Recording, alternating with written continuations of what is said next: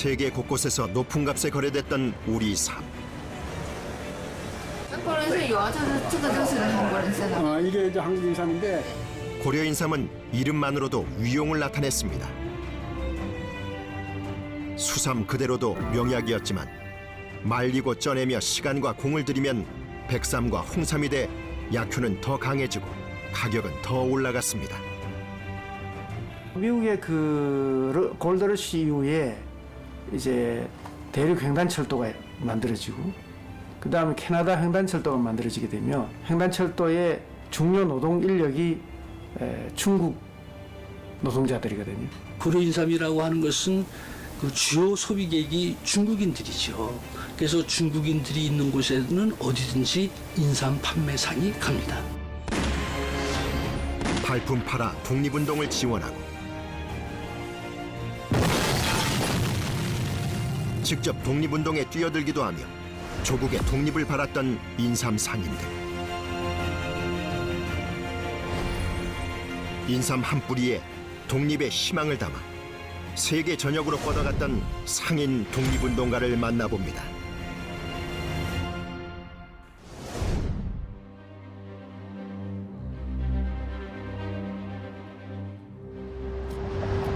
(1908년 3월) 미국인 더럼 화이트 스티븐스는 대한제국 외교 고문 자격으로 샌프란시스코에 도착했습니다. 각국의 귀빈들이 묵는 페어몬트 호텔에 자리를 잡은 스티븐스는 현지 언론을 만나는데요.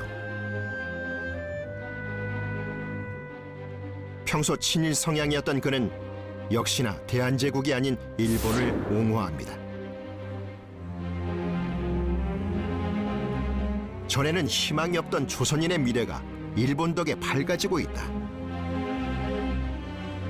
기사를 확인한 한인 대표들은 호텔로 찾아가 정정 보도를 요구합니다.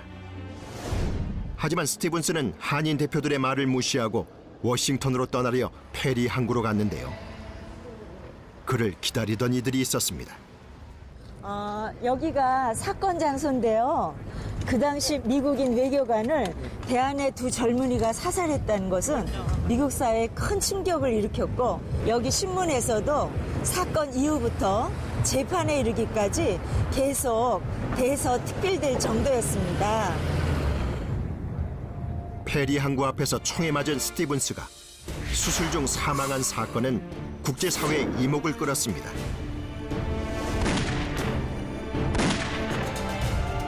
특히 일본은 강한 처벌을 주장했는데요.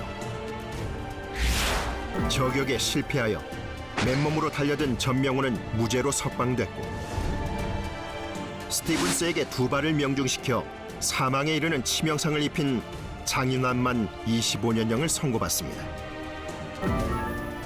전 세계를 충격에 빠뜨렸던 독립운동가 장인환은 어떤 사람이었을까요?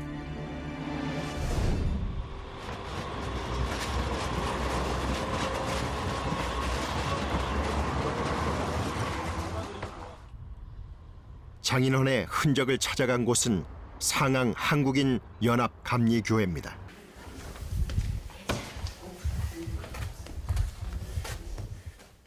이분이 그 도산 안창호 선생님이시고 우리 교회의 그 창립 멤버이십니다.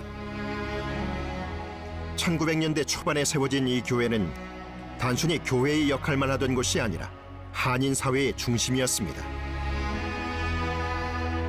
이 기록은 1919년경에 그 교회 그 출석부인데, 여기에 보면은 장인환 선생이 그날 오셨다는 그런 그 사인이 여기 나와 있습니다. 하와이에서 이주해온 장인환은 교회에 출석하고 대동 보국회 회원으로 참여하는데요. 한인 사회는 교회를 중심으로 장인환, 전명훈의 변호사 비용을 모금 후원 활동을 펼칩니다. 도산 안창호 선생님을 비롯하여 또 독립투사이신 그 이대휘 선생, 또 다른 분들 도합 한 9분 정도가 이제 모여서 그 첫 예배를 보셨어요. 그런데 인삼상인 3분 정도는 이제 그분들은 어느 정도 그 경제적인 여유가 있으니까 많은 그 기금적으로 이제 도움을 줬다라고 이제 우리가 그 알고 있습니다. 네. 장인환이 소속돼 있던 대동보국회와 안청호를 주축으로 한 국립협회, 그리고 하와이의 합성협회 등 스티븐스 저격을 계기로 흩어져 있던 재미 한인단체는 통합운동을 시작합니다. 통합돼 탄생한 대한인 국민회는 LA로 옮겨옵니다. 대한인 국민회는 상하이 임시정부보다 약 10년가량 앞서 만들어졌는데요. 북미, 하와이, 멕시코, 시베리아, 만주의 지방총회를 두고 정부 역할을 했습니다.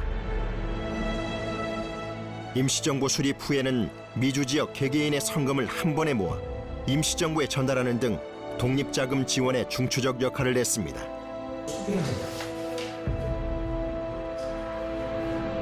국내외 사정을 알리는 신문의 발행도 계속됩니다. 당시 발행된 신한민보에는 관삼공매와 같은 조국의 인삼 소식도 실려 있어 미주 한인의 인삼에 대한 관심을 짐작해 볼 수 있습니다. 미국에서 독립운동을 돕기 위한 명목으로는 여러 가지 명목으로 돈을 내셨어요. 그때 많은 분들이 사는데 방사겸 그런 분은 인삼장수를 하신 분이신데 그런 분들이 번 돈 중에서 그 독립공채를 사서 독립운동을 돕고 조국과의 물리적인 거리 때문에 미주 한인들의 독립운동은 직접적인 행동 대신 독립자금의 마련으로 기울게 됩니다. 한인사회의 결집을 통해 독립운동의 실상을 국제사회에 알리는 것도 이들의 몫이었습니다. 인삼상인이자 독립운동가 방사겸은 장인환이 속해 있던 대동보국회 발기인이기도 합니다.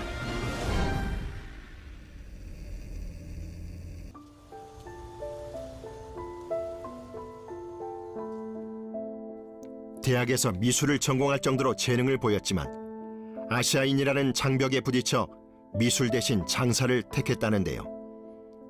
아들이 그 대신 화가로 활약 중입니다. 아버지가 조국을 사랑했고 독립운동에 매진했다는 사실이 무척 자랑스럽다는 방사겸의 아들. 20대에 하와이 이민들에 합류해 사탕수수 농장에서 일하던 방사겸은 미국 본토에서 자신의 사업을 시작하고 고령의 세상을 떠날 때까지 편히 쉬는 법 없이 성실하게 살았다고 합니다. My father had a friend named Chiang Kyung, who founded an organization formed for the purpose of supporting the Korean independence movement from the Japanese who ruled Korea from 1900 to 1945. In order to raise funds to support that organization, my father and Mr. Chang Kyung started a business to sell ginseng root. 아버지의 유품을 소중히 보관 중이라는 대이부방. Oh, here they are. Here they are. Okay, so and then these 방사겸은 위암 투병 중에 본인의 삶을 되돌아보고 기록으로 남깁니다. 이민자로 살아가는 일상과 독립운동에 참여한 흔적을 일기 형식으로 써내려간 것입니다. 동지회, 대금, 동지회 에다가 돈 낸 거, 신한민보에다가 돈 낸 거, 5불. 예. 방사겸은 당시엔 큰 금액이던 5에서 10달러 가량을 여러 단체에 꾸준히 지원합니다. LA 로즈데일 뮤지. 평생을 바쁘게 살았다는 방사겸은 이곳에서 영면을 취하고 있습니다. yeah, my father and my mother. 나라를 잃고 이역만리 타국에서 이민자로 살아야 했던 서러움과 아시아인을 향한 인종차별까지 고난의 세월을 버텨야 했지만 다행히 조국의 광복을 직접 보았는데요.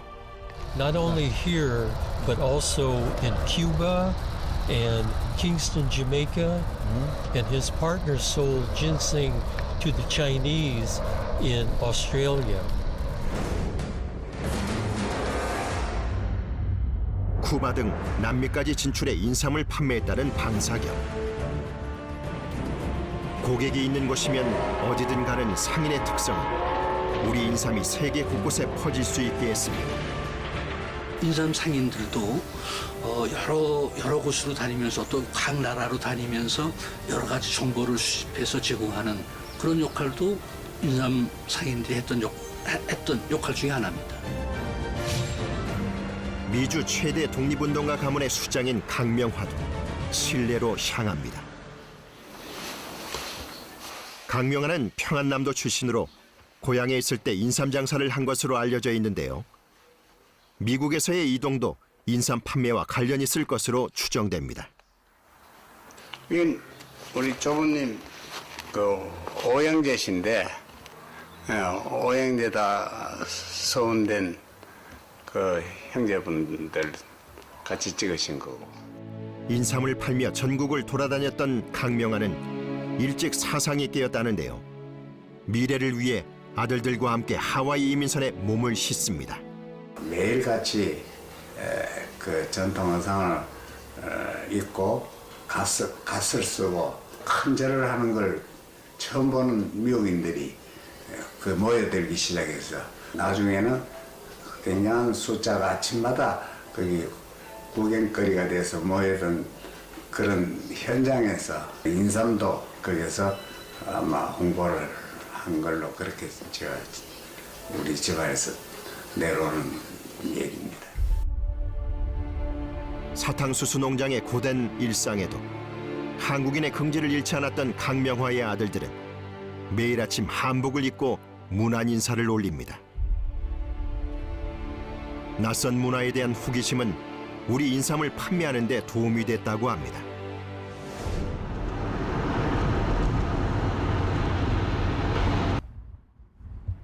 방사겸이 쿠바 등지로 향하고 강명화가 칠레로 향했을 즈음 또 한 사람이 남미로 향합니다.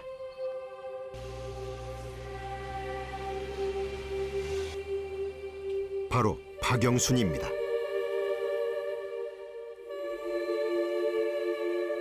박영순은 대한인 국민의 초기 멤버이자 안창호와 함께 주도적으로 독립운동을 했던 사람입니다.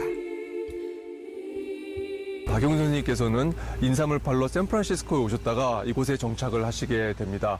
더욱 중요한 부분은 이분이 멕시코에 인삼을 팔러 가셨다가 애니깽 농장에 거의 노예다시피 팔려온 한인들을 보고 굉장히 마음이 아프셔서 이 내용을 한국에 전달하는 역할을 해주시게 됩니다. 멕시코의 특산물인 에네케는 용설란으로 알로에처럼 생겼습니다. 하지만 가시가 매우 억세고 독성이 있어 노동 환경이 매우 참혹했다는데요. 박영수는 보고 들은 참상을 편지에 적어 공립협회에 보내 기사화하도록 합니다. 꿈의 직장이라는 거짓 광고에 멕시코로 건너갔다가 노예로 전락했다는 이야기는 많은 사람에게 충격을 안겼습니다. 이후 멕시코 이민은 금지됐는데요. 남미로 간 한 인삼 상인의 정보가 수많은 한인의 피해를 막은 것입니다. 인삼 상인들은 일제의 감시가 삼엄한 것도 피하지 않았습니다. 청일 전쟁 뒤 일본 최초의 해외 식민지가 되어 1895년부터 약 50여 년간 일본 지배하에 있던 타이완. 1930년대 타이완의 한인은 주로 인삼 장사와 약 행상을 했다고 전해집니다.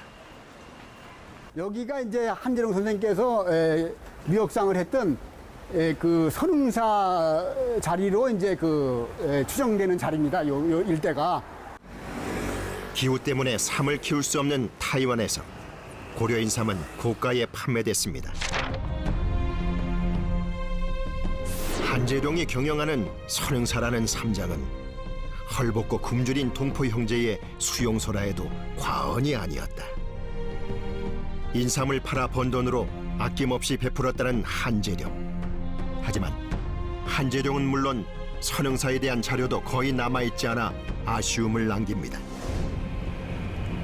비슷한 시기 타이완에는 또 하나의 인삼 회사가 운영 중이었습니다. 중국과 동남아 지역에 고려 인삼을 판매하며 타이완을 비롯해 상하이, 홍콩 등에 지점을 두었던 고려물산공사입니다. 당시에 그 고려물산공사가 있던 자리입니다.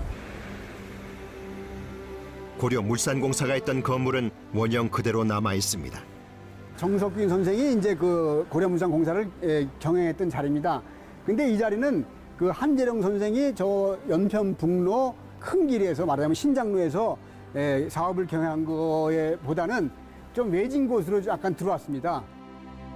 고려물산공사는 독립운동가에게 연락망과 은시처를 제공하고 직원으로도 고용합니다. 대만 지역은 일단 일본 제국주의잖아요. 대만 총독부가 있고 어떻게 보면 상해에서 인삼을 취급하는 것보다 대만에서 인삼을 취급했던 게 더 위험할 수 있었는데 선흥사라든지 고려물산은 어떻게 보면 적진에 들어가서 적진의 입에서 자유롭게 활동했던 몇 안 되는 그런 거점 중에 하나였고 그걸 통해서 독립운동가들이 자연스럽게 동남아 지역으로 파송되지 않았나 싶고요. 싱가포르에도 고려인삼 시장이 안정적으로 형성돼 있었습니다. 베를린 올림픽에서 태극기 대신 일장기를 달고 뛰었던 마라토너 송 기자. 금메달을 목에 걸었지만 승리의 기쁨을 누리지도 못하고 귀국길에 오르는데요. 배를 갈아타려 싱가포르 항구에 내린 그에게 한인 인삼상이 다가왔습니다. 당시 국내에서는 송기정의 가슴에서 일장기를 지웠던 신문사들이 고초를 겪고 있었는데요. 인삼상인들은 나라에 중대한 일이 터진 것 같으니 조심하라고 미리 경고해 주었습니다. 여운형도 싱가포르에서 300근의 인삼을 근당 무려 $100에 판매합니다. 이를 못마땅하게 여긴 일본 경찰은 인삼값이 독립운동에 쓰이는 것을 방해했습니다. 발이 넓고 정보가 빠르며 의심받지 않고 이동할 수 있어 독립운동에 도움이 된 인삼 상인들. 인삼 상인의 힘이 커질수록 일본의 경계도 강화된 것입니다.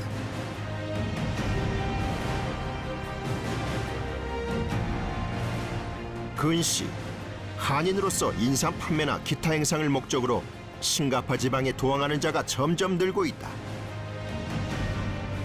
부산 출신의 박재혁도 상하이를 거쳐 싱가포르로 넘어갑니다.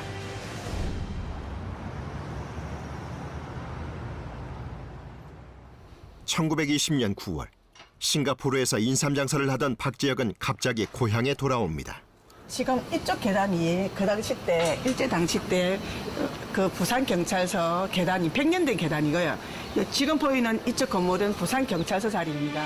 부산 경찰서에는 거사 준비 발각으로 검거된 의열단원들이 갇혀 있었는데요. 이들을 구해낼 방법이 없자 투탄 의거를 시도한 것입니다.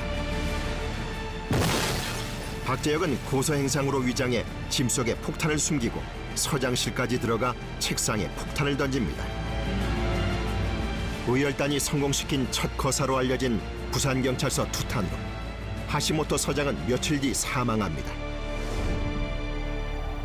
싱가포르에 있던 박재혁은 어떻게 김원봉을 만나 폭탄을 던지게 된 것일까요? 부산 개성고 출신의 독립운동가들 속에서 박재혁에 관한 자료를 찾을 수 있었습니다. 폭탄을 가지고 국내로 들어올 당시의 우편입니다. 원래는 그 나가사키에서 시모노세키를 가서 거기서 간부 연락선을 타고 도로도로 그 행성지를 정했는데 그 간부 연락선은 조선인에 대한 여러 가지 신문이 심하기 때문에 노선을 변경합니다. 장사에 관한 내용처럼 적어 일제의 의심을 피한 박재혁. 하지만 한자 도금 그대로 읽으면 연락선 타지 말고 대마도로 간다입니다. 여기에 그 오재영 일대기가 있는데요. 요 안에 상세하게 기록이 되어 있습니다.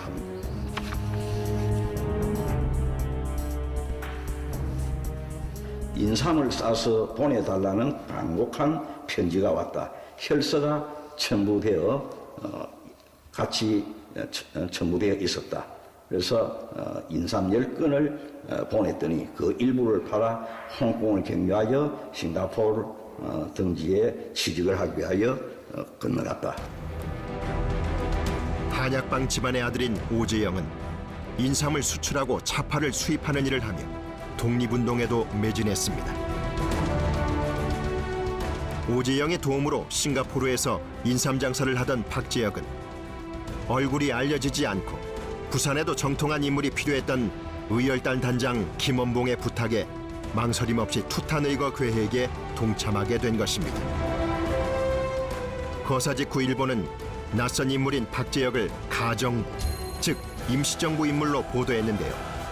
이후 의열단의 거사임이 밝혀지게 됩니다.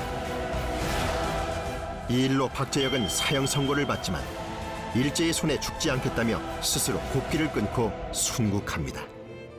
독립운동의 현장에서 정신만 갖고 독립운동을 할 수 있는 게 아니라 거기에는 자금이 뒷받침돼 줘야 되는데 특히 무역업을 하고 있는 사람들의 힘은 굉장한 도움이 돼요.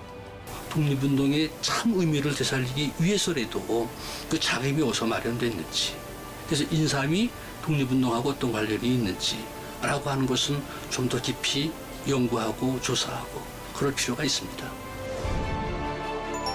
우리 땅에서 자란 값비싼 인삼을 들고 세계 곳곳을 누비며 돈을 벌고 잃어버린 나라를 되찾으려 다방면으로 힘썼던 인삼 상인들.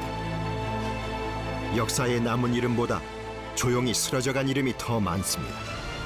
묵묵히 자신의 모든 것을 던진 독립운동가들. 이들이 오늘의 빛나는 대한민국을 만든 1등 공신입니다.